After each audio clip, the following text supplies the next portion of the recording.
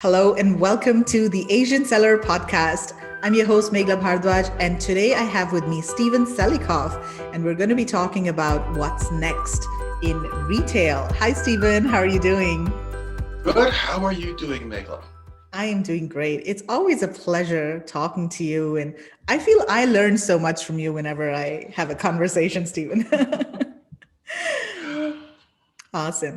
Okay, so yeah, let's talk about what's happening nowadays in terms of retail, e-commerce, and there's so much change happening. I mean, 2020 has been a very transformational year for everybody around the world, and I also want to talk about the upcoming Global Sources Summit next week, and we've got a great lineup of speakers, and I'm super excited about your China sourcing workshop at the summit, which is something that has never been done before. I think it's the very first time that anybody's doing a 6 hour in-depth China sourcing workshop. So super excited about that. Oh, it's going to be so much fun. I'm very excited myself. We have so many things that are planned, things that are new even to veterans. So whether you're new to this or if you've been doing this for years, you're going to come away with tips and tricks that you haven't heard about before. But the whole summit, I mean, this is the proper approach to take. And I'm going to use your word transformational because I don't want to use the word unprecedented anymore. I think that's been overused. It is transformational. I can't I can't count the number of times that I see people talking about when things get back to normal. Well, normal is not going to happen. What's next is going to happen. And that's why this is so exciting. That's why the summit and the workshop are so important because you really do need to position yourself for what's next. And that's what we're going to be doing. Exactly. So, in terms of retail, Stephen, what are some of the trends that you are seeing out there, especially in the US? What's next in retail? Well, it's retail is in-store retail is still huge. Mm-hmm. And slowly, stores are opening back up again, but because of the pandemic, they may close and so on. We're seeing that all over the world. Um, and in-store experience, brick and mortar stores have now started embracing a hybrid model that includes curbside pickup, where people will go online, order something online, come to the store and pick it up. They're kind of leveraging that advantage they have over Amazon. Amazon itself is growing tremendously. Last week, they announced hiring another 100,000 people for Q4. They have, interestingly enough, people talk about Amazon, their own brands and products they develop on their own. Amazon has developed their own COVID testing kit, and it's just for Amazon, for people working in the Amazon warehouses. So they're very, very much aware of it. And other retailers are now stepping up to the online game because they have no choice. So I think all of that is completely reshaped what's happening with retail. Yeah, I totally agree with you. And I think there are other marketplaces that are emerging and becoming, more popular. So Walmart, of course, is one of the marketplaces that stands out in the U.S. And I think around the world, what's also happening is that people are looking at other ways to sell online. So it's not, just the marketplaces. People are looking at Facebook or Instagram and Pinterest, um, It's live Shopify. Shopify. Exactly, Shopify is a great example. And just talking to sellers, I feel that sometimes sellers are, I mean, there's so many challenges selling on Amazon if you are a third party seller, and that is also one reason why sellers are looking at alternative marketplaces and alternative channels so that they're not putting all their eggs in one basket. And I think that's going to increasingly become a trend in the coming months and in 2021. I was in Yeah. the train station in, I think it was I guess it was the Guangzhou train station just about a year and a half ago, and I'm in line behind a woman, and I look down, and she literally has a gigantic basket full of eggs. And I surreptitiously got a little picture of it out of the corner because I thought, here's somebody who has all of their eggs in one basket. Not something you want to do. But Exactly. you're absolutely right. As sellers, we're seeing this from one side of the table. Mhm. But what's fascinating is that consumers are also changing. Now, Amazon, one of the amazing things that Amazon did when it came on the scene was it just built up people's trust. Mhm. Before Amazon, if you told a stranger, oh yeah, give us your credit card and we'll have products to you in a week and eventually in 2 days and now one day, people say, no, that's a scam. I'm not going to trust it. Amazon broke through that. People began to trust it and they stayed to Amazon. And then eventually they started discovering Wish and even AliExpress, and Amazon changed their processes and procedures so that they could address that. That's when they opened up Amazon. They removed the prohibitions against Chinese sellers. That was 2015. So Amazon wants to be the platform that people think about, but customers are now thinking about other platforms, particularly younger ones. And the pandemic has given that gradual change has made it go faster. So now when people are thinking about, well, I'm going to buy something online, they're not just thinking Amazon. They now have the trust that an unknown store, a Shopify store, they have no idea who this person is or who the store is, but they transfer that same trust they have for Amazon onto Shopify stores. So now they're looking around, and those stores and those brands can build up their own personality. You know, buy one pair of eyeglasses, and we'll send a pair of eyeglasses to people who need help or need help reading or so on. And that personality and that trust combined, that's powerful. That's powerful. And of course, other retailers stepping in and trying to do that as well. Now has the consumer is no longer thinking only Amazon, and there's no way Amazon can combat it like they did with Wish. They are literally, they're saying, okay, this is a completely different world. It shocks people if they go back and they look at the market statistics that Amazon has not grown as fast as e-commerce as a whole during the pandemic. And some places like Walmart, who grew by 100% last spring, while Amazon, their rate of growth lost ground to Amazon, to Walmart. That's crazy. Of course, they're still the biggest gorilla in the room, but customers are looking elsewhere. And as sellers, we have a great opportunity. And now I will use the word unprecedented, an unprecedented opportunity. That's what's coming up next. And that changes what we're doing. People are talking about Amazon with a 200 unit limit right now. Yes, Amazon has a 200 unit limit. What's the limit on your own Shopify store? What's the limit on you selling through Facebook? What's the limit for you selling through Pinterest? Why are you not looking at all of these? This is an exciting time. This is what you need to prepare for. Exactly. And, this is one of the reasons one entire section during the summit is focused on developing an omni-channel e-commerce strategy. So we've got speakers talking about Walmart, selling on Walmart. And even though Walmart is only for US based sellers, there is a way for non-US based sellers to sell on Walmart as well. And this speaker is going to be addressing that. I asked her what it is, but she wouldn't tell me. So we have to join the presentation to find out. And then we also have somebody talking about Shopify, how to set up your first Shopify website if you have no idea where to start. So she's actually Nicole Whitman, who's going to be talking about setting up a Shopify store, and she does trainings on these. She has a course that she offers on how to set up non-Amazon stores. Not only Shopify, she does other channels as well. And then we've got somebody talking about Facebook Marketplace. I think that's such a huge potential that people are not really looking at it closely. And Facebook is investing a lot in developing marketplace. And then they've also got shops now, Facebook shops. That's an emerging trend as well.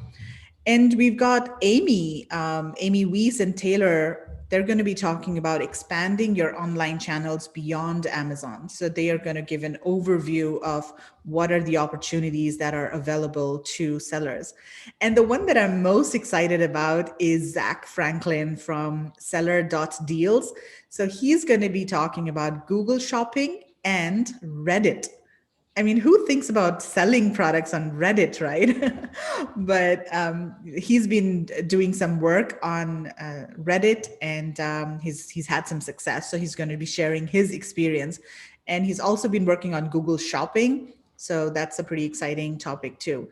Yeah. So we've got. I'm excited personally. I'm excited about all of them. Nicole, Yeah. my old partner, Amy, absolutely. Zach, that's going to be a very fun one to watch. Yes. And then we've also got, Walmart. So we've got Walmart, Shopify, Facebook Marketplace, Google Shopping, Reddit. And then we're also talking about Amazon's global marketplaces. So we've got people talking about Japan, Singapore, India, and the newest kid on the block, Sweden, which was just launched last week, Amazon Sweden. And then we also have somebody talking about Amazon Europe. So yeah, I'm pretty excited about this entire section at the summit. Well, I think that the whole approach, looking at what's next and getting yourself set up, that's just brilliant. There are some pretty famous companies that are world renowned that grew out of, frankly, bad times. FedEx is the big famous one and so on. But I know of real estate companies that, they grew because people took bold moves. This is the time for those bold moves. And you've got to know what those moves are. So, and frankly, that's why I'm thrilled to be part of the Global Sources Summit. I mean, even though the workshop is separate, the whole package is, this is not business as usual. This is where you step up your business. This is where you make plans and strategies. And this is where your knowledge is going to drive those strategies to success. So yeah, this is the right thing at the right time. Yeah. And I think another challenge that people are going to face in the next year is Brexit. Of course, there's so many different Amazon marketplaces, e-commerce marketplaces in Europe. And anybody who's selling in Europe is definitely affected by Brexit. So we've got somebody coming in and talking about Brexit and what changes Amazon sellers, e-commerce sellers need to make in their businesses now to prepare for the change. And there are also some VAT changes that are going to be implemented in the new year. That's excellent. Now, I know that there's also some really great workshops just on the practicalities of doing things right. There's the photography one, there's a PPC one. I know I'm missing one. Copywriting. Copywriting. Yes. And that's the one I would learn the most from too. Yes. So what I've done is I've got 3 people who specialize, who really, they are the experts in their fields in these specific areas. So I've got Ritu Java from PPC Ninja to talk about PPC, and she's actually doing a masterclass where she's going to show you step by step how to implement certain PPC strategies. And this is what she does. She specializes in PPC, and she literally lives PPC day in and day out. So who better to talk about PPC or give a masterclass than her? And then we've got Anna Warren Gonzalez from the Philippines to talk about copywriting and do a masterclass on how to craft copy that really converts. And Anna is a wizard at words. I mean, she is she's just wonderful. She did a listing for me recently, and I was so impressed with her listing. So she is a rising star. Yes. I love that. Yes. And then we also have somebody talking about photography and videos. And again, we're going to do a masterclass. So they're going to be giving specific action items and step-by-step things that you can do to basically improve your photographs and your See, videos. this is this is where I have mixed feelings. Hmm. Because first of all, because my background back in the 80s and 90s was I was a photographer. I was a Yes. fashion photographer. And I think you've seen pictures of me with my long hair. So Yeah. I love photography. But I also, soon after I first signed on to Amazon, I was invited into Amazon Vendor. Hmm. And an Amazon Vendor was like, great. We were in our own little secret club because we got to use videos and no one else did. And now everyone can. Yes. So the pressure to have your videos done well, to have them communicate, to have them, affect a sale is so important. But it means that my little club is no longer so super secret and exclusive anymore. Right. Also, Stephen, what are you seeing in terms of sourcing? What are some of the trends and what do you think is next when it comes to sourcing? Well, I think right away you mentioned a few of them when you're talking about where people are selling. And I Hmm. see in Facebook groups, folks are saying, "Hey, we've got this 200 unit limit. When is that going to stop? Is it going to lift?" People are looking at strategies about how to address that and how that impacts sourcing because people are saying, "Hey, I've got a 200 unit limit. I'm how do I only buy 200? The MOQ is 800, 1,000, 3,000." So that, of course, impacts sourcing as well. But the reality is, if you have multiple platforms, then you're not looking at that 200 limit. That 200 limit is Amazon. But then Hmm. if you also have Shopify and Pinterest and Facebook and Google Shopping and so on, now you've got multiple channels. And in our workshop, we're going to show you how to take that beyond your imagination. We've got numbers that will blow you away and real life products that life changing purchase orders. So where you're not even talking about 200 unit limits anymore. How do you reach the MOQ? You're looking at how do I bring on how many multiple factories do I need to bring on just to fulfill single orders? That's how far things can go. But in order to do that, you need to address that at the beginning. You need to address that with your sourcing. So the changes in quantities will impact the changes in sourcing, the conversations you have with your suppliers, and then what do you do with the products? How do you source the products differently? How do you package them differently so that you can sell across multiple platforms and so on? So all of that needs to be addressed, but that's that's why we're here. 2021. From this point forward, things are going to be different. It's not the same game anymore. This is an exciting time, and this is a time to set up your strategy and be bold. Exactly. I think what's also happening in China is that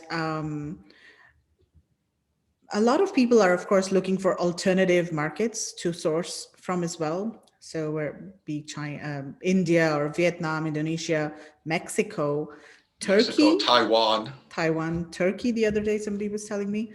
Oh yeah, So, how is I yeah? talked to some great suppliers from Turkey. Gosh, this time last year or a few Mm, weeks ago last year. Some really exciting stuff. right. They So, had how some are paper products. okay? So, how do you think the conversation with Chinese suppliers changes because of all of the other options that buyers have, or does it not change at all because Chinese suppliers know that, hey, they have the best products, they have the best prices, they have the best supply chain? So how does all of these, Oh, alternative options that's a available? wide open question. So first, before I talk about that, just a quick shout out and best wishes, heartfelt wishes to everyone in Philippines going through. Oh, You yes. mentioned Philippines going through their storm. Everyone Yeah. in Turkey going through that horrific earthquake. So first of all, thoughts out to all of them. Um, but your question, I'm going to approach your question in a different way. It's yes, China is huge. And according to the Economist just about 10 days ago, China is almost back to pre-pandemic production levels again. That's Mhm. really, really exciting.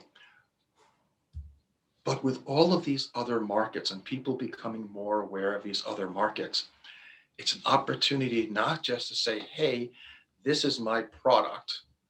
I'm going to look at a price in China and I'm going to look at a price in Taiwan. I'm going to look at a price in Vietnam. I'm going to look at a price in Mexico. I'm going to look at a price in India and so on. Instead, it's like, oh, let me look at India and see what is unique and special there that Mhm. I can't get from China. I'm going to look at Mexico and say, what can I do here that I can't get? What can I get in Ecuador that I can't get from China? And so on. And start looking at those as opportunities, not alternatives. That's going to be important.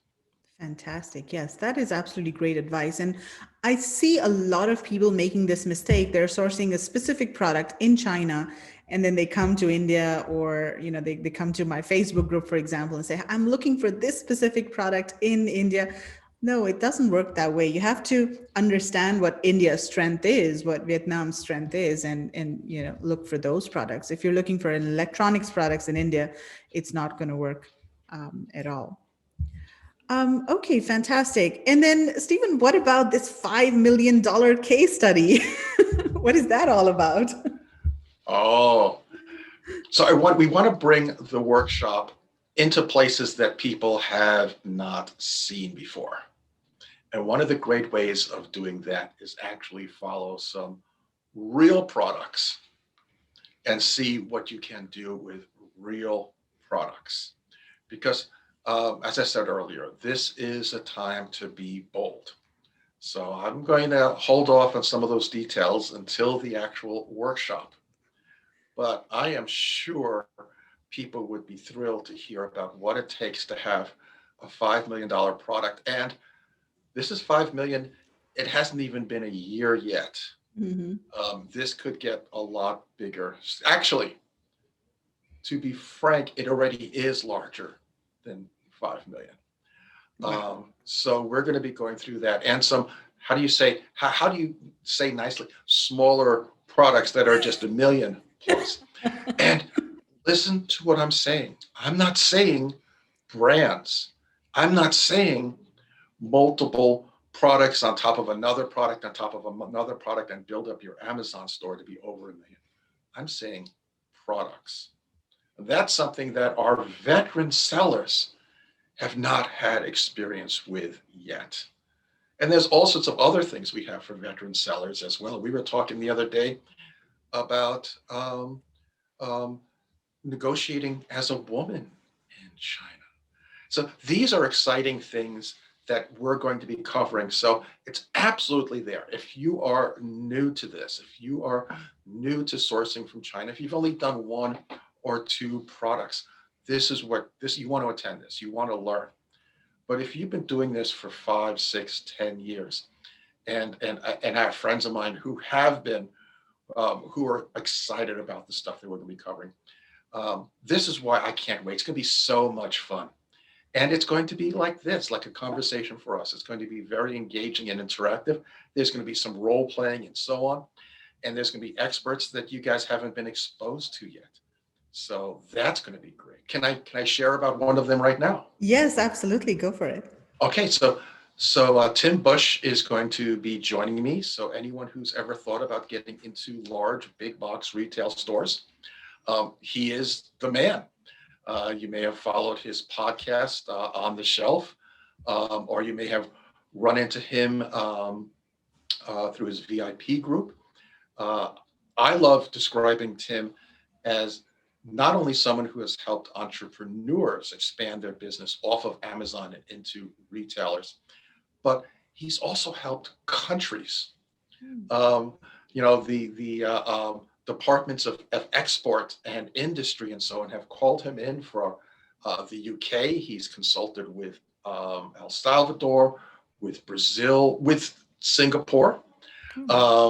with South Korea. They bring him in to help the country expand their exports, their industries, and get sales out of them.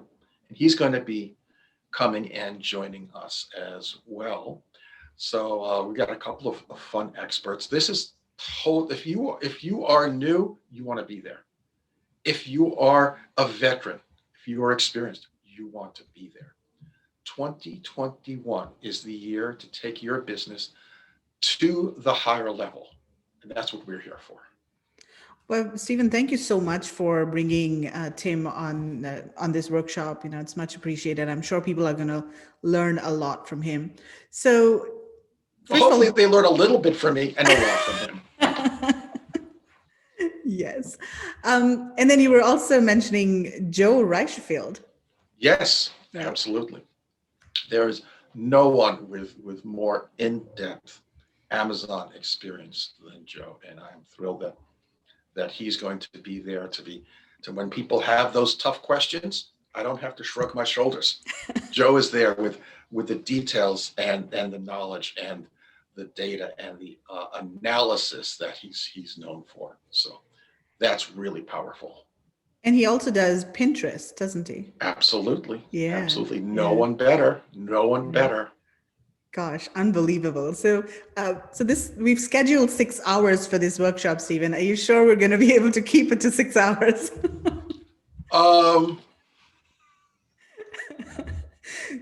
So we have to make sure that we are free for the whole day. we will do our best to keep it to 6 hours. But if I think I've got enough of a reputation about answering people's questions. People have questions, they'll be answered. I want to make sure everyone has things addressed. So if it goes maybe just 1 or 2 hours, 3 hours over. Fantastic. I just cannot believe how much value you're going to be providing in this workshop. Really,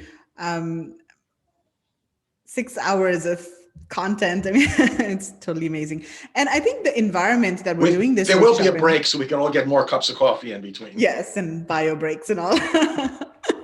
And it'll all be recorded. I also want to just tell people everything's going to be recorded. So we'll be sending out all the files later. And answering questions, making sure people get the information that they need. I'm all about that, as you know. And we want to make sure that, we will try to keep it to 6 hours, but I'll admit there might be a chance we go over. Yes. And I think, I've attended so many conferences, virtual conferences, webinars in the recent few months. And I think there's been an overload of e-commerce conferences. But that's why I wanted to do Global Sources Summit a little differently. And that's why all presentations are conducted live. There are no pre-recorded sessions, no replays or on-demand videos. Everything is live, and that is a risk. I understand as an event planner, I know there's a risk. What if the speaker's internet doesn't work, or there could be technical issues? But I think I'm willing to take that risk because I know that providing this sort of content in real time and being able to ask questions and get your specific answers, I think that's very, very valuable, and people will definitely be able to learn a lot more than they would have just listening to a presentation or listening to somebody speak in a recorded presentation.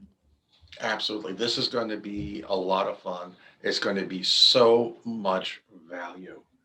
And it's going to be different than everything that we've been looking at. There are been some fabulous online seminars and webinars and online events with great people talking. But this is the one that sets itself apart. Everyone knows Global Sources Summit. I mean, they've built up a reputation. You guys have built up a reputation for years of being the best of the best. This is where people go when they want to take their business, up. But now we're not just saying we're taking it up, we're taking it into the future. That's what you want to know. Exactly. So I would encourage everyone to check out the summit at globalsources.com/summit. There is, including Stephen's workshop, we've got 27 hours of content, of real live content that we're going to be sharing with you. So we've got over 25 speakers, and we haven't even touched many of the presentations and the topics over here, but there's lots of panel discussions, ask me anything sessions, interactive presentations, workshops. So definitely check out the website, globalsources.com/summit.